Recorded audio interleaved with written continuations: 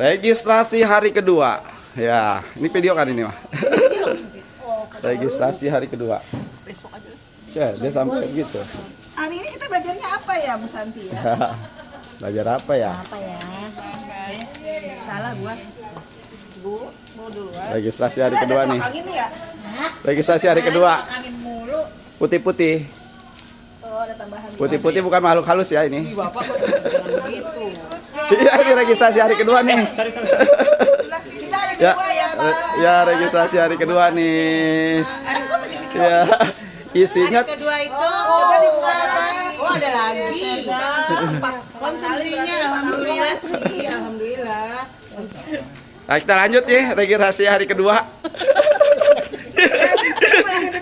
Kedeketin mama nggak kerek kamu. Kalau deketin muka Iya. Registrasi hari kedua nih, Pak Ustadz Jai. Penuh dengan semangat. Semangat. Ya. Gimana sih ini? Semangat. Ini nomor 12 saya. Ini nomor 12 kok orangnya beda. Beda sini. Siapa Pak? Siapa orang 12 ini? Ini 10. Pas Ustadz Jai. 12. Saya menanya siapa? Pak Ustadz Jai mah hari pertama aja udah ngelotok nih mah. Oh, sorry. Halo. Kulikurum sederhana katanya. Main nempel-nempel aja nama orang. Siapa?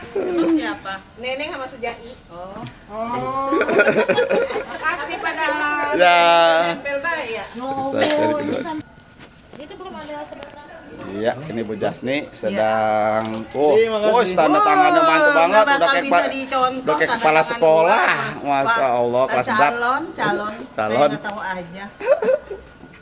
Jadi pengaruh nilai yang dulu itu pengaruh. Ini peserta Mesti digedein berarti dulu. peserta workshop. Nilainya itu tetap sama yang kayak yang dulu kan? Iya. Nggak bisa ditiban. Iya. Rapot lama kemarin solusinya jadi Ditiban. Susah. Enggak maksud gue. kayak manual ya jadinya. Rapat macam apa? Dari isi Jadi ntar print manual.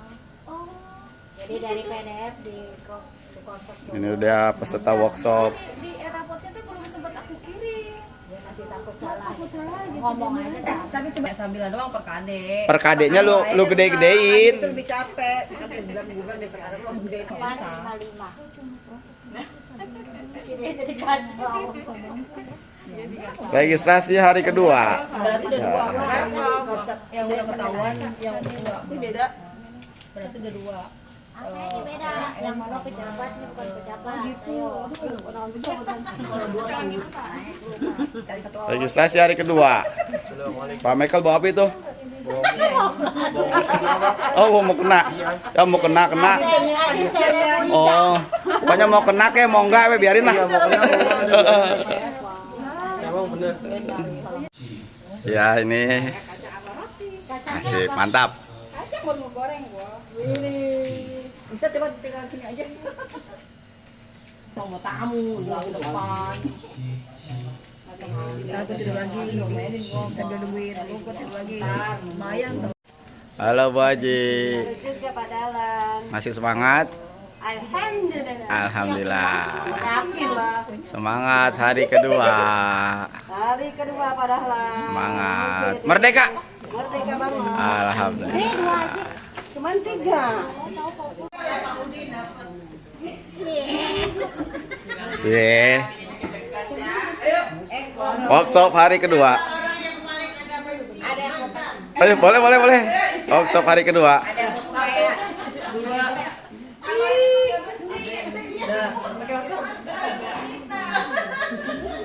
Workshop hari kedua. Siap.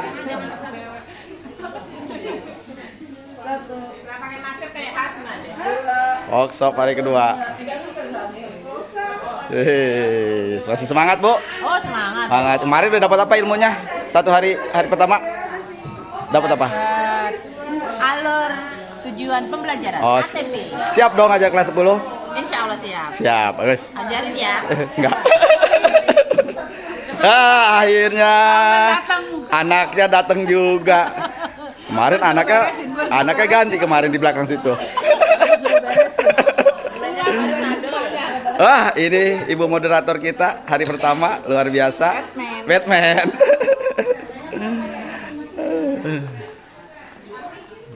Ini dua anak muda. yang sedang sarapan dulu. Mantap. Ini gula raga. Selalu stylenya olahraga. Waduh, ini masih sibuk ngolah nilai apa nih? Emang kerjanya ngolah nilai Oh, dong. nilai. Hari pertama dapat apa workshop? Hari pertama dapat CP. CP, capaian pembelajaran. Oh, capaian pembelajaran, alhamdulillah. Wah, ini luar biasa nih. Bertiga udah sibuk dengan laptopnya. Nggak tahu dah apa yang dikerjakan. Luar biasa. Ini. Waduh, udah siap, Bu? Sudah dong. Oke. Ini Ibu pengawas. Waduh, Ibu pengawas glowing banget nih. Mantap. Ini. Mantap. Glowing, masuknya jam 8 dari sempat ya. Glowing sekali. Kalau ngajar nggak? Wah, ini dia bertiga. Serius banget ini. Luar biasa, pada siap nih ngajar kelas 10. Siap kan? Saya mah enggak.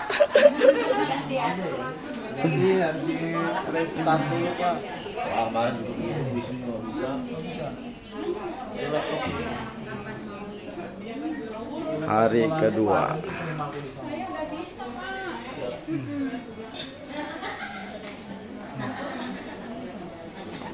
Ngerjain harus kesini atau gimana? Ya iyalah. Harus kesini lah, Harus nemuin kesini sate. lah. Besok boleh nggak? Ya. Kalau sekarang pakai di malanya. Itu kan siangnya udah nunggu. Samalah buka acara workshop hari kedua ini dengan membaca basmalah bersama-sama. Bismillahirrahmanirrahim. Mudah-mudahan dengan bacaan basmalah bisa menuntun kita, bisa menerangkan hati dan pikiran kita sehingga workshop hari ini akan bisa berjalan lancar, membawa keberkahan dan tentunya menambah semangat. Alhamdulillahirabbil alamin arrahmanir rahim maliki yaumiddin iyyaka na'budu wa iyyaka nasta'in ihdinas siratal mustaqim siratal ladzina an'amta 'alaihim ghairil maghdubi 'alaihim waladdallin. Allahumma shalli ala sayyidina Muhammadin bil awwalin wal akhirin wa sallim radhiyallahu anhu kulli sahabati rasulillahi ajma'in. Bismillahirrahmanirrahim. Alhamdulillahirabbil alamin hamdan syakirin hamdan na'imin hamdan katsiran mubarakan fi hamdan yuwafi wa yukafi majidah. Ya Rabbana lakal hamdu wa lakal syukru kama yanbaghi li jalali wajhikal karim wa ajli sultani. Allahumma shalli ala sayyidina Muhammad wa ala sayyidina Muhammad. Allahumma iftah lana abwaaba ilmika kama fatahtaha ala anbiya'ika wa ulamaika al-mutaqaddimin wal mutaakhirin wansur alaina rahmataka ya dzal jalali wal ikram. Rabbana taqabbal minna innaka antas samiul alim wa tub alaina innaka antat tawwabur rahim. Rabbana atina fid dunya hasanah wa fil akhirati hasanah wa qina adzabannar. Wassallallahu ala sayyidina Muhammadin wa ala alihi wasallam. Walhamdulillahirabbil alamin. Qabul. Ini teman saya, sahabat saya di NKNP.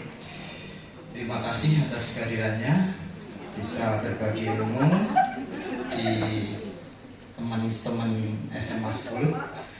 Bapak Ibu peserta workshop implementasi kurikulum Merdeka, syukur alhamdulillah pada pagi hari ini kita diberikan nikmat sehat, panjang umur, sehingga bisa mengikuti kegiatan workshop ini dengan semangat. Mudah-mudahan semangat Bapak Ibu membawa saya menyampaikan sedikit struktur atau kerangka kurikulum Merdeka yang nantinya akan kita terapkan di tahun pelajaran 2022-2023. Nah, kita akan mulai di kelas 10 ini. Kalau kita lihat perbedaannya di kurikulum 2013 itu siswa langsung dipilihkan jurusannya atau ditempatkan peminatannya IPA atau IPS. Nah, nanti di kurikulum Merdeka tidak ada IPA atau IPS jurusannya. Kemudian di kurikulum Kurtilas untuk 2013 itu ada peminatan MIPA, ada peminatan IPS. Nanti di kelas 10 tidak ada peminatan, semuanya sama. Jadi namanya nanti tidak ada 10 MIPA 1, tidak ada. Nah, kemudian kalau kita lihat perbedaannya lagi di struktur mata pelajarannya.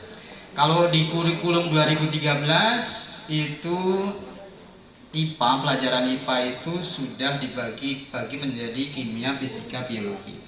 Nah, nanti kalau kurikulum Merdeka hanya IPA saja sebutannya. Demikian juga untuk IPS di kurikulum 2013 itu ada geografi, sosiologi, ekonomi, sejarah. Nah, kalau nanti di Kur Merdeka itu sebutannya IPS. Nah, seperti itu. Kemudian nanti di kelas 10 itu pembelajarannya itu kita boleh memilih 3 option. Yang pertama itu sistem blok atau tim teaching, di mana guru fisika, kimia, biologi bisa mengajar secara bergantian. Walaupun jamnya itu misalnya nanti dapat jam 30 jam per minggu misalnya, tapi kenyataan di lapangan tidak mengajarnya 30 karena misalnya bergantian begitu. Kemudian IPS juga begitu, ada sosiologi, geografi, ekonomi juga nantinya akan bergantian. Saya akan memilih sistem blok supaya anak-anak itu mapelnya benar-benar sedikit, bukan banyak lagi. Kalau kurikulum yang lama itu 15, nah, nanti tinggal 11 insya Allah. Jadi ya lumayan, kurang 4 kan. Lumayan, jadi sebutannya IPA IPS saja nanti, tapi guru yang mengajar bergantian. Insya Allah kita buat seperti itu supaya anak merasa ringan mapelnya. Kemudian sebenarnya bisa saja berdiri sendiri, artinya setiap hari ada kimia, biologi, fisika. Itu artinya kan sebenarnya ini berubah atau tidak ya? Tidak berubah kalau kayak gitu sebenarnya kalau menurut saya, cuma berubah namanya saja. Juga bisa diintegrasikan di dalam tim teaching. Jadi kalau kita sering berdiskusi, berkolaborasi, bisa saja hari ini siapa yang mau mengajar begitu. Jadi sudah kompromi sama guru MGMP di mata pelajarannya, kemudian juga sudah menyampaikan ke siswa, bisa seperti itu. Kita akan belajar bersama tentang penyusunan atau metode pembelajaran berbasis proyek sebagai wadah bagi kita semua untuk berkolaborasi menyusun suatu proyek sehingga nantinya terasa pembentukan karakter profil pelajar Pancasila pada peserta didik yang ada di SMA Negeri 10. Nama Ibu Titik Puji Rahayu, SSI, MPD. Beliau lahir di Pelaju itu dari Palembang ya. Tanggal 17 September 1978.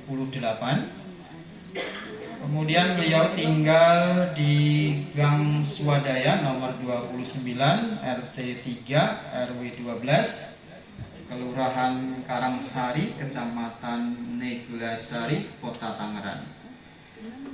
Beliau sampai saat ini bekerja di instansi SMA Negeri 4 Tangerang sebagai guru mata pelajaran kimia. Kemudian pendidikan yang sudah dilalui oleh Ibu narasumber, SD di SD Negeri 89 Palembang, lulus tahun 1990. Kemudian SD juga masih di Palembang, yaitu di SMP Negeri 30 Palembang, lulus tahun 1993. Kemudian melanjutkan ke SMA, yaitu SMA Negeri 4 Palembang, lulus pada tahun 1996. Kemudian melanjutkan kuliah di S1 MIPA jurusan kimia Universitas Sriwijaya, lulus tahun 2001. Selanjutnya beliau ini tidak pantang menyerah, tetap menuntut ilmu lagi, yaitu melanjutkan ke S2 kimia ya, pendidikan kimia atau kimia murni, pendidikan kimia di Pasca Sarjana Universitas Pendidikan Indonesia UPI ya, tahun 2013. Adapun pengalaman beliau selama ini, yang pertama aktif di MGMP Kimia Kota Tangerang, kemudian yang kedua sebagai kuartir ranting Karawaci, ini Pramuka ya Bu. Kemudian yang ketiga aktif sebagai Himpunan Penggiat Adiwiyata Indonesia DPW Kota Tangerang.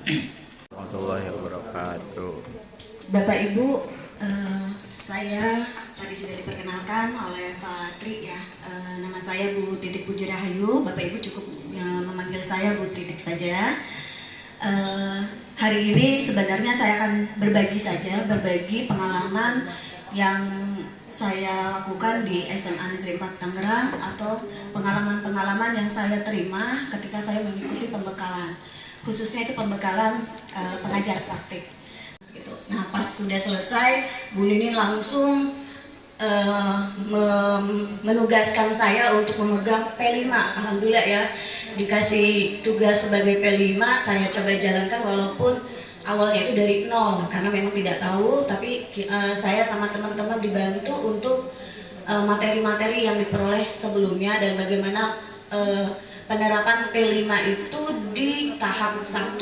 Dari situlah saya beranjak mempelajari P5 dan alhamdulillah saya dipercaya sama atasan untuk mengelola P5 di SMA 4 di tahap 2 dan tahap 3, dan sekarang masuk di tahap 3 itu tahap selebrasi.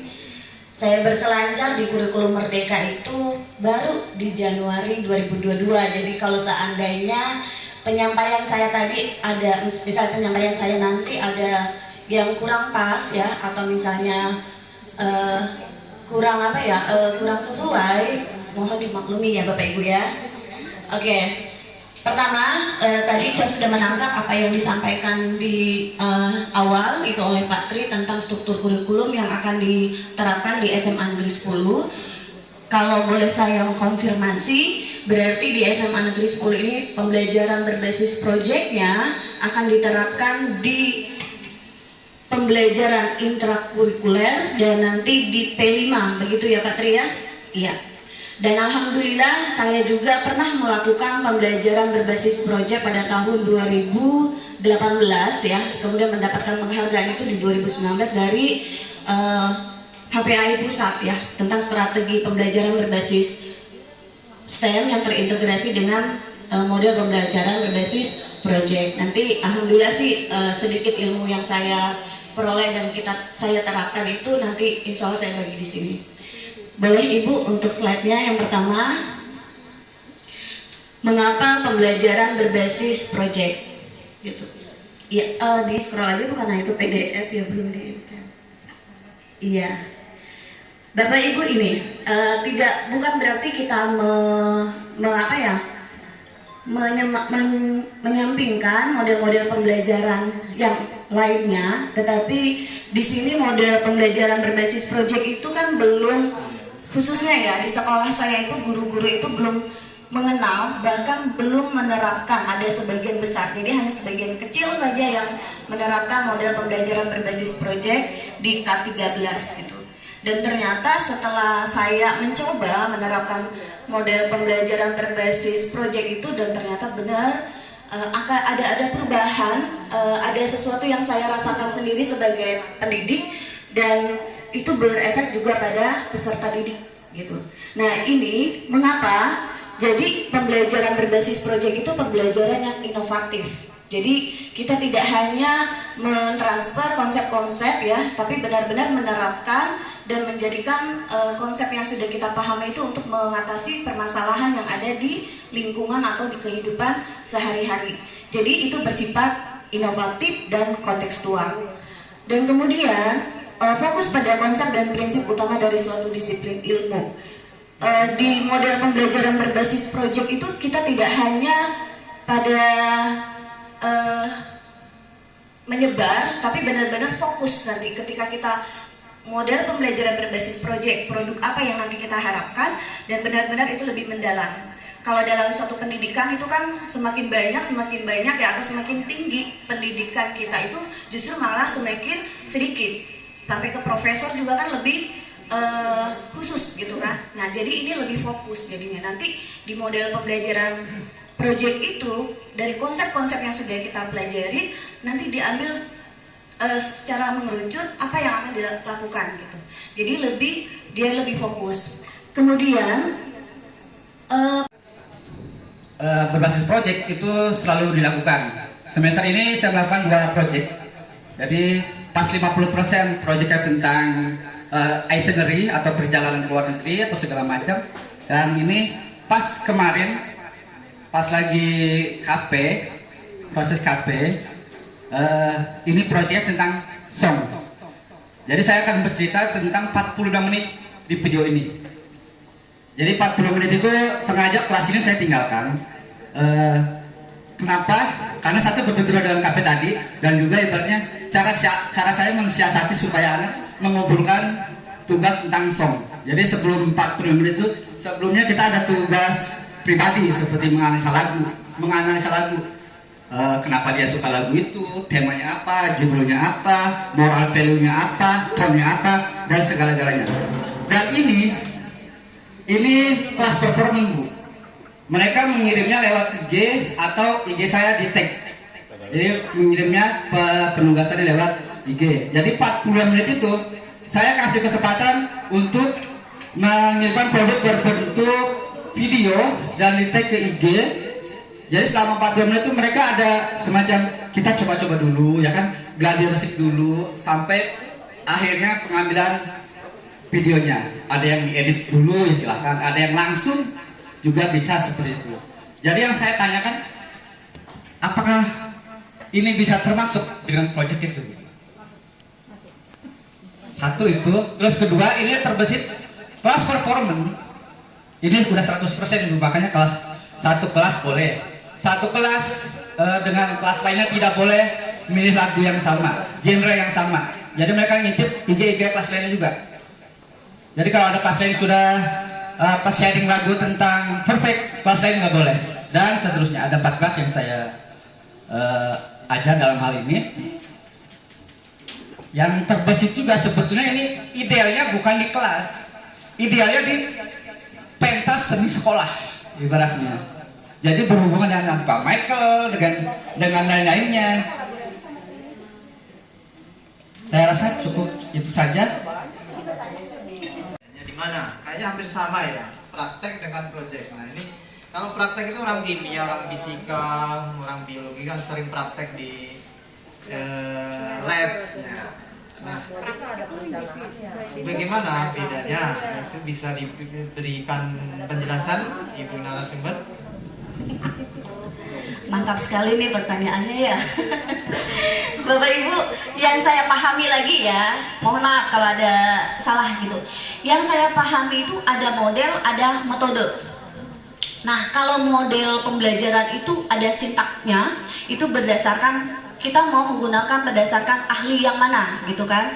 Ada sintaknya, jadi kayak tadi model pembelajaran itu tadi kalau berbasis project itu ada 6 sintak yang saya adopt dari, saya lupa nama ahlinya ya, tapi umumnya dia menggunakan 6 tahapan itu. Kalau misalnya praktik itu namanya metode.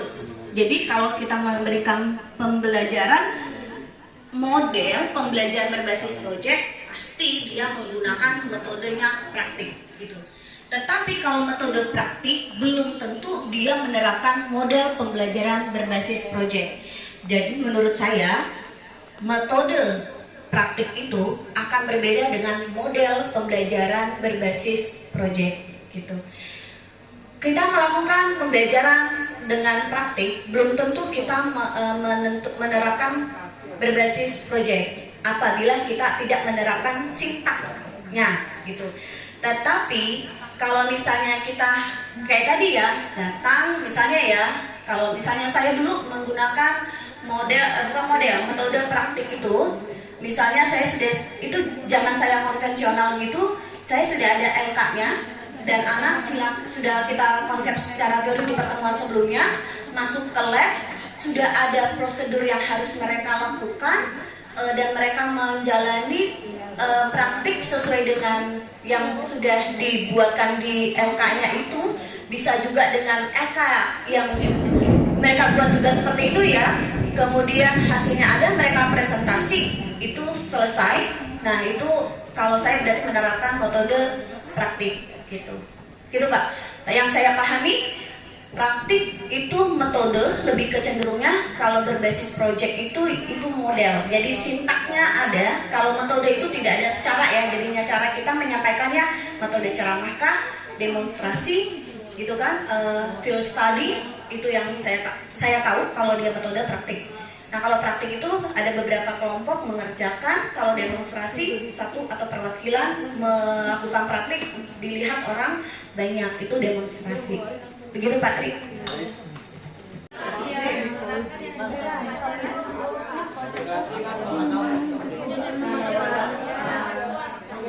Ini bagiannya apa tadi? Hah? Aksi. Udah kayak Indosiar. Aksi. Akademi Fantasi Indonesia.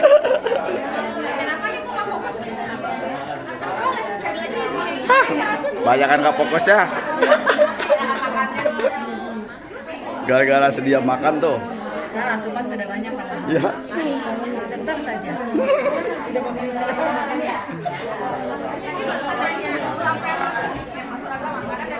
Ada pembina OSIS di sini? Ada. Dengan mengoptimalkan kinerja dari MPK ya sebenarnya. Pengurus OSIS itu sebenarnya tugas dari lembaga ya, dari bagian tugas MPK gitu. Nah prosedurnya seperti apa? Saya berbagi dulu saja bagaimana di SMA 4 ya. Mungkin harus ada perubahan Ibu, perubahan yang harus dilakukan oleh CGP gitu loh. Jadi sebelumnya seperti apa dan kenapa ini harus diangkat dan apa perubahan yang akan dilakukan, itu sih ya kalau untuk CGP. Kalau di SMA 4, pemilihan ketua OSIS itu mulai dilakukan dulu oleh MPK. Nah MPK itu berasal dari perwakilan setiap kelas. Jadi pas penerimaan siswa baru yang bergerak duluan adalah MPK. MPK di sini terbentuk karena tapi terbentuk dari perwakilan setiap kelasnya. Nah kalau dulu di SMA 4 itu harus ada perubahan karena perwakilan kelas itu ketika dia kelas 10 naik ke kelas 11 dia lagi gitu. Kelas 11, 12 Ini bagian apa? Mas Rawi, bagian apa Mas Rawi? Bagian tukang ketik. Oh, tukang ketik. Pengembira, peran guru. peran guru titik 2 fasilitator. Ini enggak, maksud tadi yang bagian apa yang tadi di sini? Oh, Di sini. pengenalan. Sistem Demokrasi Indonesia. Ya, pengenalan. Ya, pengenalan. Demokrasi Indonesia melalui pemilihan OSIS dan MPK. Melalui pengenalan. Yang ini bagian apa nih? Makan. Ini bagian apa nih? Hah? Bagian apa? Kita Eh. punya kontekstual. Trek-kwek. Trek-kwek. Ini bagian apa? Kontekstual. Kontekstual. Ini trek-kwek. Oh. Bisa ae Pak TW. Bagian trek-kwek. Ini bagian apa ini? Woi. Pengenalan no, gabung sono. Pengenalan. Oh, ini udah selesai nih. Ini udah selesai nih tugasnya? Udah. Udah. Udah mau presentasi sekarang? Atau jangan Oh, ya. Oh, ya. Ini bagian apa nih? Ah, bisa. Siap nih ngajar kelas 10 nih. Siap. Ah. Kelas 12. Enggak naik. Ini bagian apa nih? Hah? Liar. Liur. Aduh, pusing dah.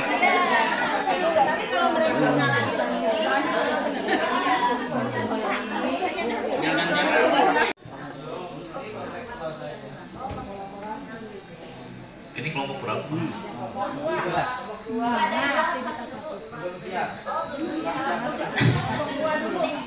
Izin kami dari kelompok 2 yaitu tahap kontekstual akan mencoba memaparkan sesuai dengan apa yang kami pahami. Tentunya masih banyak kekurangannya, jadi mohon nanti masukan dari ibu pemateri dan teman-teman semua supaya nanti hasilnya menjadi lebih baik.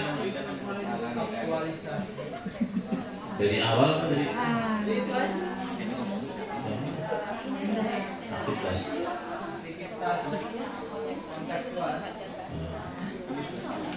Di tahap kontekstual kita mengambil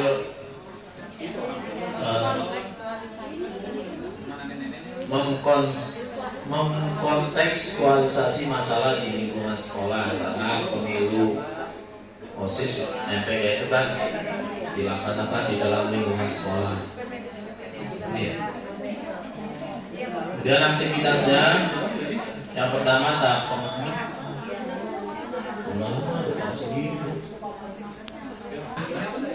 temanya adalah demokrasi, suara demokrasi. Kemudian topiknya adalah pemilihan pengurus OSIS MPK SMA Negeri 10. Nah, pada tahap kontekstual ini adalah tahap di mana kita mengkontekstualisasi masalah di lingkungan sekolah. Kenapa ini diangkat? Karena di tahap kontekstual ini kegiatan ini dilakukan di setiap tahun, dan memang ini merujuk pada proses pembelajaran atau pemahaman mengenai nilai-nilai Pancasila, kemudian kepemimpinan, mungkin dalam hal ini berhubungan dengan politik, dengan hukum, yang tentunya orang akan awam dan mereka akan tahu pemilihan itu seperti apa biasanya hanya setelah mereka berusia 17 tahun. Itu pun berhubungan dengan pemilihan umum yang ada di Indonesia gitu. Nah, alangkah baiknya pada tahap kontekstual ini memang kita akan memberikan pemahaman kepada anak-anak sejak dini, seperti apa sih prosesnya, kemudian bagaimana sifatnya, terbuka itu seperti apa. Maka dalam tahap kontekstual ini nanti yang perlu aksinya supaya bisa terrealisasi dengan baik sesuai dengan tujuan, pastinya nanti akan ada di sana sosialisasi, kemudian pemaparan visi misi dari masing-masing kandidat, kemudian selanjutnya adalah berhubungan dengan pelaksanaan pemilihan, dan tentunya pada saat nanti ketua OSIS MPK ini terpilih bukan hanya sekedar berdasarkan pemilihan aja, karena ini proses pembelajaran yang bukan seperti pemilu yang ada di negara kita, tapi pada dasarnya adalah sama untuk mengajarkan bagaimana cara berdemokrasi. Pak moderator, mohon maaf apabila ada hal-hal yang kurang berkenan. Terima kasih.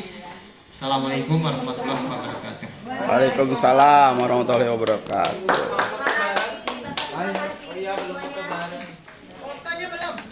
2, 3. Orang direkam sini mah.